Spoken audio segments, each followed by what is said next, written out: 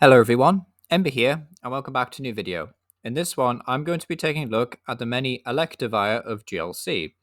So, what is GLC for those of you who don't know? It's a single prize only, no Robux format allowed. It is singleton, except for basic energy, and you're only allowed one type per deck, which doesn't always matter for these videos because quite often, a card typically has synergy with trainers, not usually other Pokemon in this TCG for some reason, but for the most part, Electivire is quite, symbiotic, I guess, in a sense. Like more of that sounds a bit evil. Like more of a buddy partnership, I guess, with Magmortar.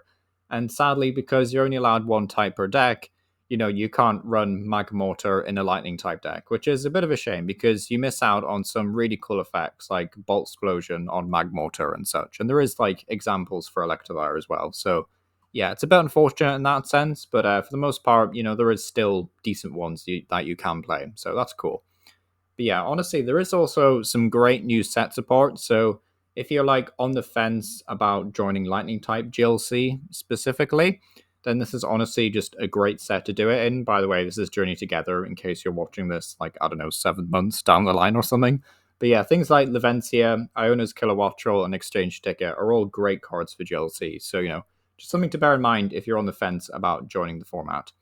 Yeah, honestly, got some cool basics here. The Electabuzz with Collect is probably like maybe your best Electabuzz, I guess.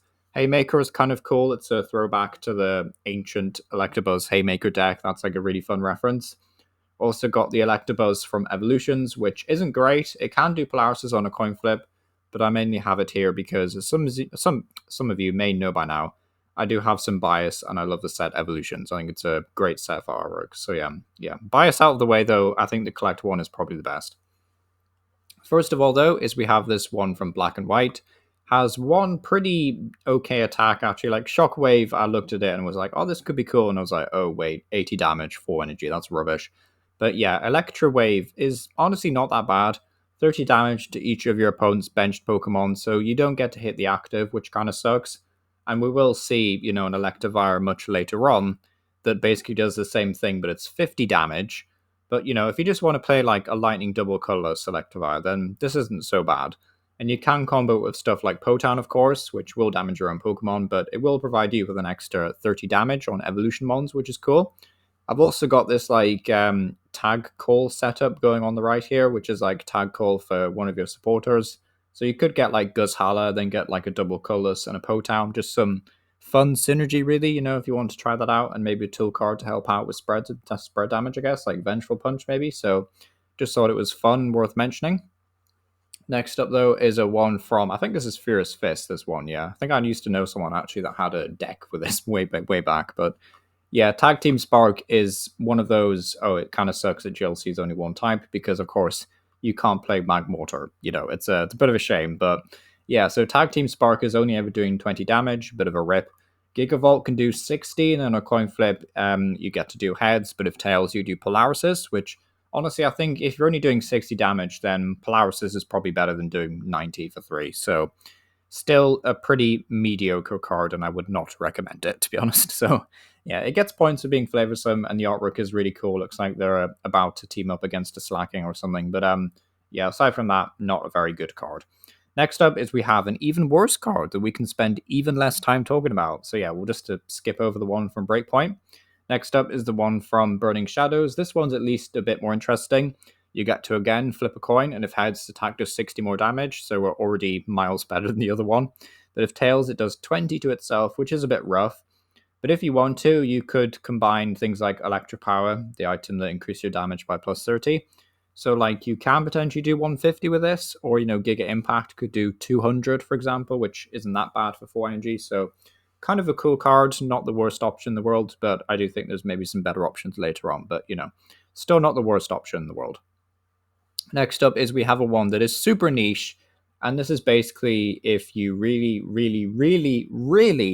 don't like playing against metal decks, but Electivire already has resistance to metals, so like I don't see why you need to worry about Still Short, but it's here as an option. You can just paralyze metal Pokemon, which seems kind of fun, I guess, but for a lightning double colors, it's a bit expensive. If it was for a single energy, then okay, maybe this could be a funny tech, but I think this overshoots and just becomes way, way, way too niche. So yeah, bit of a thumbs down for me, unfortunately.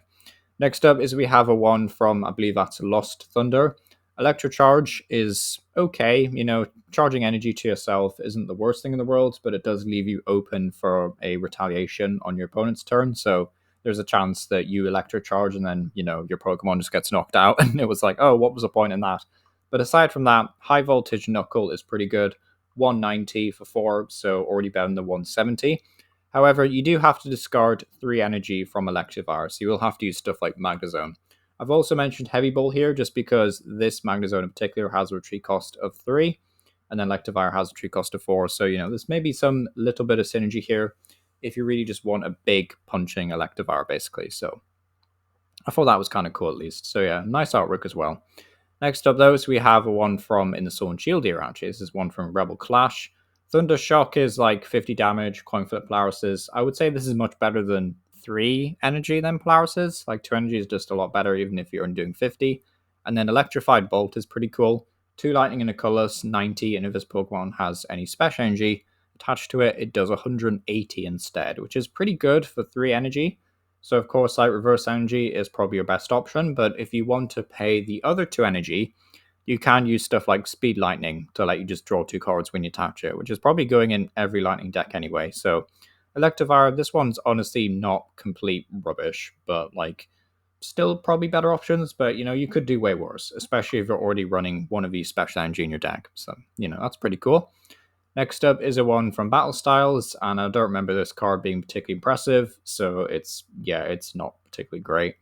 Like Lightning Slam can do 180 for 4, which point still stands on Magnezone, just charge it up really. And I guess that's better than having to discard the 3 energy, depending on how you look at it. But because you could then just retreat, I guess, and use a different Pokemon. But Tumbling Attack is whatever, of course. So yeah, it's just a case of if you want a big Pokemon to do a lot of damage, then at least you have plenty of choices with these. But yeah, 180 for 4 is not the worst in GLC, really. Next up, though, is we have arguably the best one in GLC, though, sadly. Explosive Bolt is a bit rubbish because, of course, there's no Mega Mortar in GLC, RIP. But High Voltage Current, 2 Lightning and a Colorless, and you do 50 to each of your opponent's Pokemon. So that is really cool, but one thing I will say where like the one that only did 30 to your opponent's benched was maybe a little bit better in some situations, is that one's attacking for a lightning double colorless, so it can be a bit easier to pay for. This is exclusively like 2 lightning and a colorless, which I think is way more expensive. Like you have to get Flaffy or Magnezone? Yeah, Magnezone, as well as like Magneton maybe, so I do think this one's slightly more awkward, but of course that's crazy bench damage. And of course, if your opponent's not playing bench barrier, then yeah, you're just going to destroy their board. So High Voltage Current, very powerful attack, and you also get access to a really cool looking card. And then we have a one from Temporal Forces.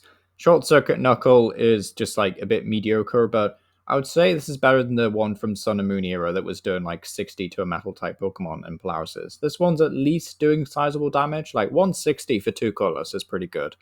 But aside from that, it's super niche. You're already a lightning type deck, so you're probably going to be hitting weakness on water types anyway, because most water types nowadays seem to be weak to lightning other than grass. So, it just seems a bit like, why do we need this? Like I guess if is there a Wailord with weakness to lightning? I thought Wailord was maybe weak to grass, but I guess if Wailord is weak to lightning, then you'll get a 1-hit kill on Wailord. So like that's cool, I guess, for 2 colorless energy. But aside from maybe being like an anti-Wailord card, then yeah, this isn't like a super great card overall. Next up is we have a one from Scarlet and Violet. I promise, like, this video is nearly done. And we have this attack, Unleash Lightning. For 2 lightning energy, does 220 damage, and during your next turn, your Pokemon can't attack. Personally, I really like this one. I think it's cool. Like, the fact you're doing a lot of damage. Like, 220 is a lot for 2 energy. Like, that's impressive. You can also pay for it using counter energy, but honestly, manual attachments might just be enough because it is GLC.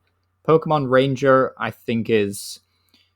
yeah, it could be okay. I mean, does Pokemon Ranger work on this effect? I'm pretty sure it does, but I might have to double check this, and someone maybe can clarify in the comments. But if you don't want to, that's fine. Like Pokemon Ranger, I think should work here to let you to do back-to-back Unleash Lightnings. But if you get to use this early game and take out one of your opponent's big threats, then this could be really good. So I do like this card a lot. I think it's pretty underrated. But yeah.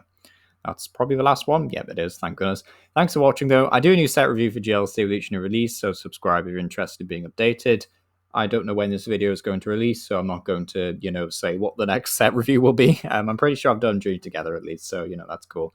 This is a series to stay, though, so let me know which Pokemon you'd like to see. There is a list for getting through them, and a playlist has been made. I've got like 3 left to do off the list. I think it was Lapras, Mewtwo, and Charizard. I'll get around to them eventually.